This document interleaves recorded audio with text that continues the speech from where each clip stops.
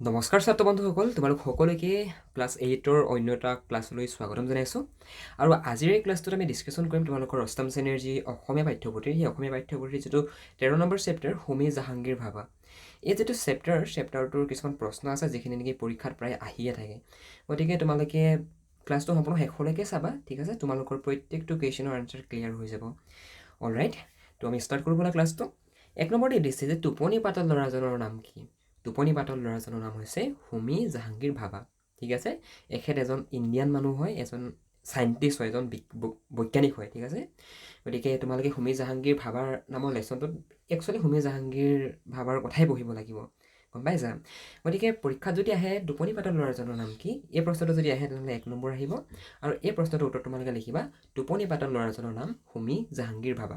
এইডোখৰতে এটা কথা লক্ষ্য কৰিবা যে এনেকুৱা ধৰণৰ প্ৰশ্নবিলাকত 1 নম্বৰ আহে, প্ৰশ্নটোত লিখা থাকে যে কি চমুকৈ উত্তৰ দিয়া, ঠিক আছে? কিন্তু চমুকৈ উত্তৰ দিয়া বুলি কোৱাৰ লগে লগে তোমালোকে যদি এইডোখৰ নিলিখা, ঠিক আছে, ডাইৰেক্ট যদি হোমী জাহাংগীৰ ভাবা বুলি লিখা, তেনেহ'লে তোমালোকৰ আনচাৰটো কমপ্লিট নহ'ব। গতিকে তোমালোকে যেতিয়া নেকি এনেকুৱা ধৰণৰ প্ৰশ্নবিলাক পাবা ন, যে টোপনি পাতল ল'ৰাজনৰ নাম কি, সম্পূৰ্ণ চেণ্টেন্সটো লিখিবা যে টোপনি পাতল ল'ৰাজনৰ নাম হোমী জাহাংগীৰ ভাবা। এনেকৈ মানে সম্পূৰ্ণ কমপ্লিট চেণ্টেন্সটো লিখিবা, তেতিয়াহে তোমালোকে গোটা নম্বৰটো পাবা, ঠিক আছে? অ'কে, ল'ৰাজনৰ টোপনি পাতল হোৱাৰ কাৰণ কি আছিল? এই যে হোমী জাহাংগীৰ ভাবাৰ টোপনিটো পাতল, গতিকে তেখেতৰ টোপনি পাতল হোৱাৰ কাৰণ কি? উত্তৰ হৈছে ল'ৰাজনৰ টোপনি পাতল হোৱাৰ মূল কাৰণ হ'ল যে ল'ৰাজন অতি তীক্ষ্ণ বুদ্ধিৰ আছিল। তেখেতৰ যি বুদ্ধি, তেখেতৰ যিটো ইণ্টেলিজেঞ্চ, সেই ইণ্টেলিজেঞ্চটো বহুত হাই আছিল, তেখেতৰ বহুত বুদ্ধি আছিল, তীক্ষ্ণ বুদ্ধিসম্পন্ন এজন ল'ৰা আছিল, ঠিক আছে? আৰু যিবিলাকৰ মগজুবিলাক বেছি চোকা ন, যিবিলাকৰ IQ বিলাক বেছি হয়, সেই মানুহবিলাক মানে টোপনি একেবাৰে নাযায়। মানে অবভিয়াছলি টোপনি যাব লাগিব, ভাগৰ লাগিব, বাট আমি জেনেৰেলি 7-8 ঘণ্টা শুই দিওঁ। কিন্তু যিবিলাক নেকি হাই IQ থকা মানুহ ন, যিবিলাকৰ নেকি বুদ্ধিটো বহুত চোকা, মানে যিবিলাক বহুত বেছি চোকা মানুহ হয়, সিহঁতি মানে বহুত বেছি দেৰি মানে আমাৰ নিচিনা হ'ব নোৱাৰে, গম পাইছা? আৰু সেইবাবে তেওঁৰ মগজুত চিন্তা শক্তিৰ প্ৰৱাহ নিৰবিচ্ছিন্নভাৱে বৈ থাকিছিল। যিহেতু হোমী জাহাংগীৰ ভাবা বহুত এজন ইণ্টেলিজেণ্ট ল'ৰা আছিলে, তেখেতৰ ইণ্টেলিজেঞ্চটো বহুত হাই আছিলে, গতিকে তেখেতৰ মগজুত মানে নিৰবিচ্ছিন্নভাৱে একেৰাহে মানে এই চিন্তা শক্তিৰ প্ৰৱাহ বৈ থাকিছিল। মানে ইটো সিটো কথা চিন্তা কৰি থাকে, ঠিক আছে? তো কথা তেনেকুৱা ধৰণৰ হয়, ধৰিব পাৰিছা? অ'কে, গণনা প্ৰশ্নটো হৈছে চিকিৎসকক দেখুৱাই অনাৰ পাছত মাক দেউতাকে ল'ৰাজনৰ বাবে কেনে ব্যৱস্থা ল'লে? চিকিৎসকক দেখুৱাই অনাৰ পিছত হোমী জাহাংগীৰ ভাবাৰ মাক দেউতাকে ল'ৰাজনৰ মনোযোগ বিজ্ঞানৰ প্ৰতি আকৰ্ষিত কৰিবলৈ সিদ্ধান্ত ল'লে। বিজ্ঞানৰ প্ৰতি আকৰ্ষিত মানে কি? যেতিয়া নেকি গম পালে যে কি ইয়াৰ ইণ্টেলিজেঞ্চটো বহুত হাই হয়, ই বহুত বেছি চোকা হয়, তেতিয়া মাক বাপেকে কি কৰিলে, সৰু বাচ্ছাটোক কি কৰিলে, আৰু ল'ৰা ছোৱালীক সৰুতে যিটো শিক্ষা দিয়া হয়, ডাঙৰ হ'লে সেই সৰুতে পোৱা শিক্ষাটোৰ পৰাই তেখেতৰ গোটেই জীৱনটো বনি যায়, ৰাইট? গতিকে সেইটো কাৰণে হোমী জাহাংগীৰ ভাবাক কি কৰিলে, বিজ্ঞান শিক্ষা, ঠিক আছে, ছায়েন্স, সেই ছায়েন্সৰ প্ৰতি আগ্ৰহী কৰিবলৈ, সেই ছায়েন্সৰ প্ৰতি আকৰ্ষিত কৰিবলৈ তেওঁলোকে সিদ্ধান্ত ল'লে। কোনে সিদ্ধান্ত ল'লে? হোমী জাহাংগীৰ ভাবাৰ মাক আৰু দেউতাকে। হোমী জাহাংগীৰ ভাবাৰ কি বিষয়ত ৰুচি আছিল? মানে হোমী জাহাংগীৰ ভাবা কি বিষয়ত বহুত বেছি চোকা আছিল, নতুবা ৰুচি আছিল মানে কি আৰু, যিকেইটা নেকি তেখেতে বহুত বেছি ভাল পাইছিল, ঠিক আছে? যি ধৰণে তুমি হয়তো ইংৰাজী বেয়া পোৱা, কোনোবাই হয়তো মেথছটো বেয়া পায়, কিন্তু কোনোবাই হয়তো হিষ্ট্ৰীটো বহুত বেছি ভাল পায়, কোনোবাই হয়তো পলিটিকেল চায়েন্স ভাল পায়, কোনোবাই হয়তো আছামিজ ভাল পায়, ধৰিব পাৰিছা? গতিকে হোমী জাহাংগীৰ ভাবাই কোনকেইটা বিষয় বহুত বেছি ভাল পাইছিল, মানে কোনকেইটা বিষয়ৰ ওপৰত তেখেতৰ বেছি ৰুচি আছিল, ঠিক আছে? উত্তৰত লিখিবা ভৌতিক শাস্ত্ৰ, হোমী জাহাংগীৰ ভাবাৰ ভৌতিক শাস্ত্ৰ আৰু গণিত শাস্ত্ৰৰ উপৰিও সংগীত আৰু চিত্ৰাংকনৰ প্ৰতিও তেখেতৰ ৰুচি আছিল। ভৌতিক শাস্ত্ৰ, ঠিক আছে, ভৌতিক বিজ্ঞান, ফিজিক্স, ঠিক আছে, আৰু গণিত শাস্ত্ৰ, মেথছ, ফিজিক্স আৰু মেথছ, এই দুইটা বিষয়ত তেখেতৰ বহুত বেছি ৰুচি আছিল। এইকেইটা বিষয়ক তেখেতে বহুত বেছি ভাল পাইছিল। আৰু ইয়াৰ লগতে তেখেতৰ সংগীত মানে মিউজিক, আৰু তাৰ লগতে চিত্ৰাংকন, মানে এই ছবি তবি আঁকে যে চিত্ৰাংকন, তোমালোকে হয়তো বহুতে চিত্ৰাংকন প্ৰতিযোগিতা দিয়াও, ঠিক আছে? গতিকে এইকেইটা বিষয়ৰ ওপৰত তেখেতৰ ৰুচি আছিল, মানে এইকেইটা বিষয় তেখেতে বহুত ভাল পাইছিল, ঠিক আছে? তেখেতে লণ্ডনলৈ কিয় গৈছিল? হোমী জাহাংগীৰ ভাবা লণ্ডনলৈ গৈছিল, কিন্তু তেখেতে তালৈ কিয় গৈছিল?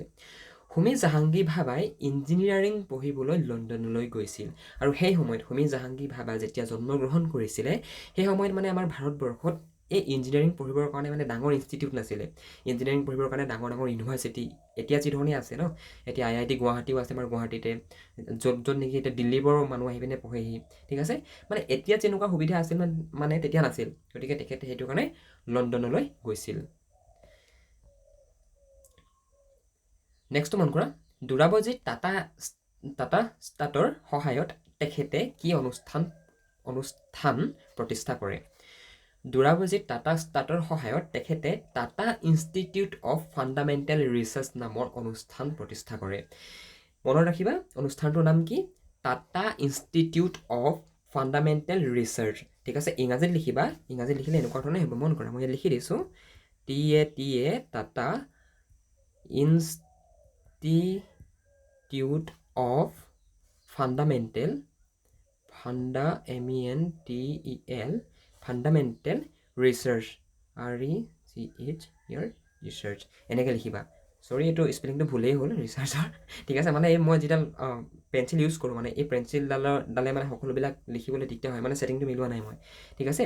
গতিকে তোমালোকৰ কিতাপতো লিখা আছে Tata institute of fundamental research এইটো ৱৰ্ড, গতিকে তাৰ পৰা চাই থৈ দিবা, ঠিক আছে। মানে অকল অসমীয়াটো বুলি নহয়, ইংৰাজীটো যদি তোমালোকে লিখা ন, তেতিয়া তোমালোকৰ ছাৰে তোমালোকক বহুত ভাল পাব, নম্বৰ বেছিকৈ পাবা মানে, ঠিক আছে। অলৰাইট, স্বাধীনতাৰ পিছত তেখেত কি আয়োগৰ মুৰব্বী হিচাপে নিযুক্ত হৈছিল, ঠিক আছে। ভাৰতবৰ্ষৰ স্বাধীনতা লাভ কৰাৰ পিছত তেখেত পৰমাণু শক্তি আয়োগৰ মুৰব্বী হিচাপে নিযুক্ত হৈছিল। আফটাৰ ইণ্ডিপেণ্ডেঞ্চ, ভাৰতবৰ্ষ স্বাধীনতা হোৱাৰ পাছত ব্ৰিটিছসকলে নেকি যেতিয়া আমাক এৰি থৈ গুচি গ'লগৈ, যেতিয়া নেকি ব্ৰিটিছসকলৰ পৰা আমি স্বাধীনতা লাভ কৰোঁ, ঠিক আছে। তাৰ পৰৱৰ্তী পৰ্যায়ত তেখেতক কি কৰিলে? তেখেতক ভাৰত চৰকাৰে পৰমাণু শক্তি আয়োগৰ মুৰব্বী হিচাপে নিযুক্ত কৰিছিল, নিয়োগ কৰিছিল মানে তেখেতক, কিয়নো তেখেত এজন চাইণ্টিষ্ট আছিল, ঠিক আছে। ধৰি পাৰিছা কথাবিলাক? অ'কে। তেখেতৰ প্ৰতি শ্ৰদ্ধা জনাই কি অনুষ্ঠান স্থাপন কৰা হৈছিল, নতুবা কি অনুষ্ঠান প্ৰতিষ্ঠা কৰা হৈছিল, একেটা মিনিঙে বুজায়। তেখেতৰ প্ৰতি শ্ৰদ্ধা জনাই মুম্বাই মানে হৈছে বম্বে, ঠিক আছে। সেই মুম্বাইত ভাবা পাৰমাণৱিক গৱেষণা কেন্দ্ৰ, ঠিক আছে, ভাবা এটমিক ৰিচাৰ্চ এজেঞ্চি এনেকৈ আছে কিবা এটা, ইনষ্টিটিউট এনেকৈ হ'ব, ভাবা এটমিক ৰিচাৰ্চ ইনষ্টিটিউট প্ৰতিষ্ঠা কৰিছিল। ক'ত প্ৰতিষ্ঠা কৰিছিল? মুম্বাই মানে এতিয়া যাক নেকি বম্বে বুলি কওঁ, মুম্বাই, এতিয়া মুম্বাই, আগতে বম্বে কৈছিলে মুম্বাইক, ঠিক আছে। লাহে লাহে কিতাপবোৰ ল'ৰাজনৰ সংগী হৈ পৰে। ইয়াত ল'ৰাজন বুলি কাৰ কথা কোৱা হৈছে আৰু কিতাপবোৰ কেনেদৰে তেখেতৰ জীৱনৰ সংগী হৈ পৰিল বুজাই লিখা, ঠিক আছে। এইডোখৰ নহয় দেই, এইডোখৰ বাই মিষ্টেক ইয়াত কুৱেশ্যনটো ডাবল টাইপ হৈ গ'ল, ঠিক আছে। তো এই প্ৰশ্নটো তোমালোকে পাবা 5 মাৰ্কছ, ঠিক আছে, 5 নম্বৰ আহিব। এতিয়া মন কৰা, লাহে লাহে কিতাপবোৰ ল'ৰাজনৰ সংগী হৈ পৰিল, ইয়াত ল'ৰাজন বুলি কাৰ কথা কোৱা হৈছে? এইডোখৰত আহিব তোমালোকৰ 1 নম্বৰ, ঠিক আছে। আৰু এইডোখৰত আহিব কিতাপবোৰ কেনেদৰে তেখেতৰ সংগী হৈ পৰিল, এইডোখৰত আহিব 2 নম্বৰ নতুবা 3 নম্বৰ। মানে এই প্ৰশ্নটোত 5 নম্বৰ নাহে, ইয়াত 4 নম্বৰ নতুবা 3 নম্বৰ আহিব, ঠিক আছে। গতিকে ইয়াৰ উত্তৰত আমি কেনেকৈ লিখিব লাগিব? মন কৰা, ইয়াত ল'ৰাজন বুলি কাৰ কথা কোৱা হৈছে? হোমী জাহাংগীৰ ভাৱাৰ কথা কোৱা হৈছে। ইয়াত ল'ৰাজন বুলি হোমী জাহাংগীৰ ভাৱাৰ কথা কোৱা হৈছে। সৰুৰে পৰা তেখেত অতি তীক্ষ্ণ বুদ্ধিৰ ল'ৰা আছিল। তেওঁৰ চিন্তা শক্তিৰ প্ৰবাহ মস্তিষ্কত নিৰবিচ্ছিন্নভাৱে বৈ থাকিছিল। সেইবাবে তেওঁৰ টোপনি অতি পাতল আছিল। টোপনি পাতল হোৱাৰ কাৰণস্বৰূপে এই কথা চিকিৎসকৰ পৰা জানিব পাৰি মাক দেউতাকে ল'ৰাজনৰ মনোযোগ বিজ্ঞানৰ প্ৰতি আকৰ্ষিত কৰিবলৈ সিদ্ধান্ত গ্ৰহণ কৰে। আৰু সেই অনুসৰি তেখেতসকলে বিজ্ঞানৰ কিতাপ পত্ৰৰে এটা গ্ৰন্থাগাৰ পাতি দি ল'ৰাজনক পঢ়া শুনাৰ সকলো সা সুবিধা প্ৰদান কৰিলে। শিশুটিয়ে এই কিতাপ পত্ৰবোৰৰ প্ৰতি অতি মনোযোগী হৈ উঠিল আৰু লাহে লাহে কিতাপবোৰ ল'ৰাজনৰ সংগী হৈ পৰিল। হোমী জাহাংগীৰ ভাৱাৰ বহুত এজন চোকা মানুহ আছিলে। তেখেত সৰু অৱস্থাটো তেখেতৰ ইণ্টেলিজেঞ্চটো বহুত হাই আছিলে, বহুত মানে বেছি চোকা আছিলে সৰু অৱস্থাটো। আৰু সেইটো কাৰণে কি কৰিলে, তেখেতক মাক দেউতাকে মানে কিতাপ পত্ৰ আনি দিলে। কিতাপ পত্ৰ বুলিবলৈ মানে তেখেতক অকল বিজ্ঞানৰ লগত জড়িত যিবিলাক কিতাপ, ফিজিক্সৰ, মেথছৰ, কেমেষ্ট্ৰিৰ এনেকুৱা ধৰণৰ কিতাপবিলাক তেখেতক আনি দিলে। আৰু পৰৱৰ্তী পৰ্যায়ত সেই কিতাপবিলাক পঢ়ি তেখেতৰ সেই কিতাপবিলাক, ঠিক আছে, সেই কিতাপবিলাক তেখেতৰ কি হৈ পৰে? সংগী মানে কি? লগৰী হৈ পৰে, ঠিক আছে। অলৰাইট, ধৰিব পাৰিছা? অলৰাইট, বৰ বেছি টান নহয় এইবিলাক, ঠিক আছে। তোমালোকে যিমানেই ইজিলি কথাবিলাক ভাবিবা সিমানেই পাৰিবা। বৰ বেছি হাৰ্ডলি যদি ভাবিবলৈ যোৱা ন, বৰ বেছি মানে হাৰ্ডলি যদি পঢ়িবলৈ যোৱা, তেনেহ'লে তোমালোকে ইজিলি পঢ়ি যিটো মাৰ্ক পাবা হাৰ্ডলি পঢ়ি সেইটো মাৰ্ক নোপোৱা কিন্তু ঠিক আছে মানে বস্তুবিলাক ফিল কৰা বস্তু হয় যে ভাতৰ দৰে মুখস্থ কৰি যাবা পৰীক্ষাত লিখিবা নম্বৰ পাবা ডেট ছেট সেইটো কথা নহয় তোমালোকে কথাবিলাক গোটেই জীৱনটোৰ কাৰণে মনত ৰখাবলৈ চেষ্টা কৰিব লাগিব ঠিক আছে হোমী জাহাংগীৰ ভাবাৰ সপোন কি আছিল এই সপোন কিয় ফলৱৰ্তী নহ'ল হোমী জাহাংগীৰ ভাবাৰ সপোন কি আছিল যিটো তোমালোকৰো এটা সপোন আছে ডাক্তৰ হোৱা ইঞ্জিনিয়াৰ হোৱা ইণ্ডিয়ান আৰ্মিত যোৱা পুলিচত যোৱা কোনোবাই APSC দিব UPSC দিব ঠিক আছে ঠিক তেনেকুৱা ধৰণে হোমী জাহাংগীৰ ভাবাৰ সপোন কি আছিল তেখেতৰ ড্ৰিম কি আছিল আৰু তেখেতৰ এই সপোন কিয় ফলৱৰ্তী তেখেতৰ এই সপোন কিয় ছাকচেছ নহ'ল উত্তৰত কি লিখিম ভাৰতবৰ্ষই স্বাধীনতা লাভ কৰাৰ পিছত হোমী জাহাংগীৰ ভাবা পৰমাণু শক্তি আয়োগৰ মুৰব্বী হিচাপে নিযুক্ত হৈছিল পাৰমাণৱিক শক্তিৰ ক্ষেত্ৰত তেখেতে ভাৰতক এখন জাকত জিলিকা দেশত পৰিণত কৰাৰ সপোন দেখিছিল তাৰ বাবে তেখেতে বিভিন্ন ধৰণৰ পৰিকল্পনা কৰিছিল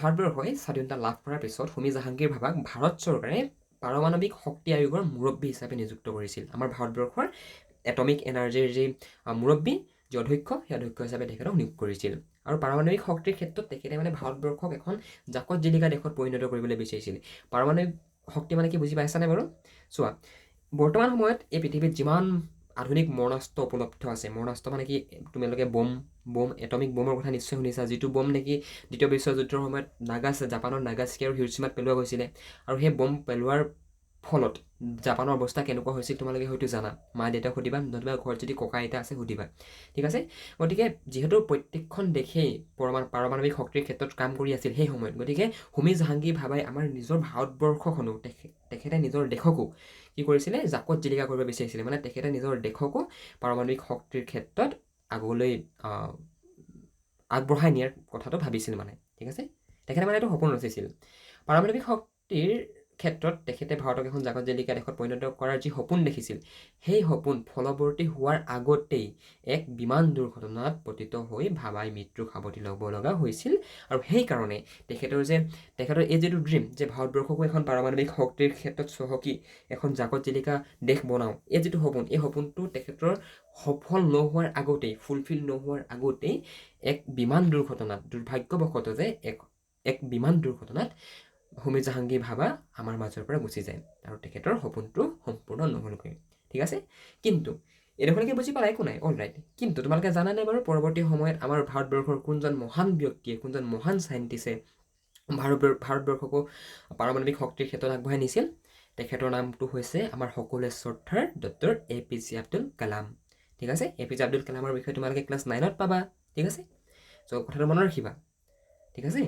অলৰাইট হোমী জাহাংগীৰ ভাবাই ভাৰতবৰ্ষক কিয় ভাইৰেল পাইছিল এই কথা পাঠটোত কেনেধৰণে প্ৰতিফলিত হৈ আছে লিখা মানে হোমী জাহাংগীৰ ভাবাই নিজৰ দেশক কেনেকৈ ভাল পাইছিল কিদৰে ভাল পাইছিল এই কথাটো মানে পাঠটো যদি তোমালোকে পঢ়া তেনেহ'লে পাঠটোত তোমালোকে বুজি পাবা গতিকে আমাক পাঠটোৰ আধাৰত এই প্ৰশ্নটোৰ উত্তৰ লিখিব কৈছে ঠিক আছে অ'কে হোমী জাহাংগীৰ ভাবাই ভাৰতবৰ্ষক ভাল পাইছিল তেওঁ মুম্বাইত স্কুল কলেজৰ শিক্ষা শেষ কৰি লণ্ডনত ইঞ্জিনিয়াৰিং পঢ়িবলৈ গৈছিল তাত তেওঁ পৰীক্ষাত গণিতজ্ঞ পদাৰ্থবিদসকলৰ সংস্পৰ্শলৈ অহাৰ সুবিধা লাভ কৰিছিল হোমী জাহাংগীৰ ভাবা যদিও মেকানিকেল ইঞ্জিনিয়াৰ আছিল কিন্তু তেওঁৰ ভৌতিক শাস্ত্ৰৰ অন্তৰ্গত পৰমাণু বিজ্ঞান অধ্যয়নৰ প্ৰতিহে অধিক ধাউতি আছিল সেয়েহে তেওঁ পৰম নিষ্ঠাৰে পৰমাণু বিজ্ঞান অধ্যয়ন কৰি মহাজাগতিক ৰশ্মিৰ কাস্কেড সূত্ৰ আৱিষ্কাৰ কৰি বিশ্ব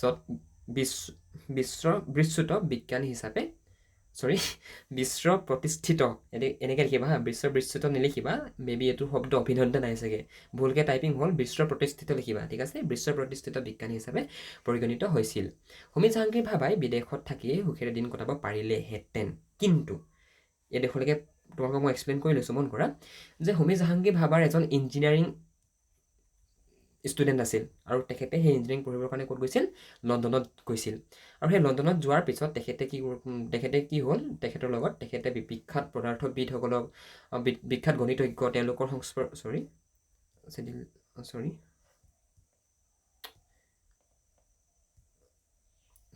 মই মানে টেবলেটটো আপডেট দিবলৈ আহি আছে অ'কে মানে তেখেতে লণ্ডনলৈ যোৱাৰ পিছত সেই লণ্ডনৰ বিখ্যাত গণিতজ্ঞ পদাৰ্থবিদসকলৰ সংস্পৰ্শলৈ অহাৰ তেখেতে সুবিধা লাভ কৰিছিল আৰু হোমী জাহাংগীৰ ভাবাৰ এজন মেকানিকেল ইঞ্জিনিয়াৰ কিন্তু তেখেত এজন মেকানিকেল ইঞ্জিনিয়াৰ আছিল যদিও তেখেতৰ ভৌতিক শাস্ত্ৰৰ অন্তৰ্গত পৰমাণু বিজ্ঞান অধ্যয়নৰ প্ৰতিহে তেখেতৰ অধিক ধাউতি আছিল ভৌতিক শাস্ত্ৰ মানে কি ফিজিক্স সেই ফিজিক্সৰ যিটো এইটো এটমিক চায়েন্স নতুবা এটমিক এনাৰ্জি ক্ষেত্ৰত যি নেকি পঢ়েগৈ, তোমালোকে যদি ডাঙৰ হ'লে চায়েন্স যদি পঢ়া দেন বুজি পাবা, আৰু চায়েন্সত তোমালোকে পঢ়িবলৈ পাবা এইবিলাক, যদি ফিজিক্সত তোমালোকে মেজৰ চেজৰ লোৱাৰ পিছত গৈ পিনে, ঠিক আছে।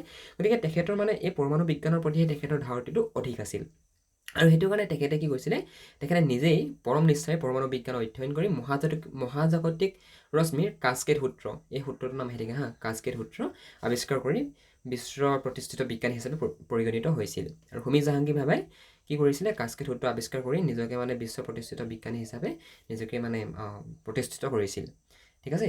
আৰু তেখেতে চোৱা, তেখেত এজন বিজ্ঞানী, আৰু জানা আমাৰ ভাৰতবৰ্ষৰ যিসকল টেলেণ্টেড ব্যক্তি সেই সময়ত, সেই ব্যক্তিসকলে যেতিয়ালৈকে লণ্ডন নতুবা বেলেগত বাহিৰত যায়গৈ, বাহিৰৰ দেশলৈ যায়গৈ পঢ়িব শুনিবৰ কাৰণে, তেতিয়া মানে টেলেণ্টেড মানুহবিলাকক আমেৰিকা নতুবা লণ্ডনে এৰি দিবলৈ মন নকৰে, ঠিক আছে।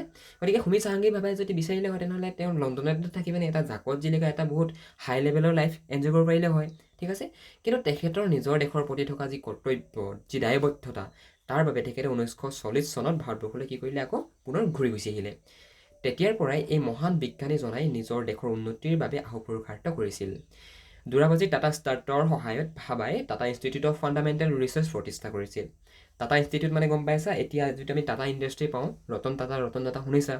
গতিকে আমি এতিয়া যিটো টাটা ইণ্ডাষ্ট্ৰি বুলি জানো, আমাৰ ইণ্ডিয়াৰ যিটো অট'মোবাইল কোম্পানী, ঠিক আছে, অট'মোবাইল মানে কি, তেনেকৈ গাড়ী ঘোঁৰা বনায়, সেই টাটাৰ আণ্ডাৰতে কি স্থাপন কৰিলে তেখেতে, Tata institute of fundamental research প্ৰতিষ্ঠা কৰিলে, ঠিক আছে।